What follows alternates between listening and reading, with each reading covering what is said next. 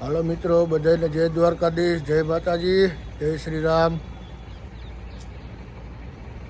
આપણો પહેલો વિડીયો છે આ. અમે આવી ગયા છીએ દ્વારકા.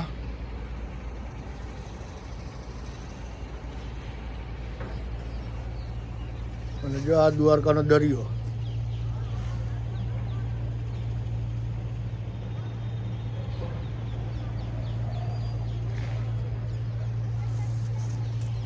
અમે ફરવા માટે નથી આવ્યા, પણ કામ કરવા માટે આવ્યા છીએ.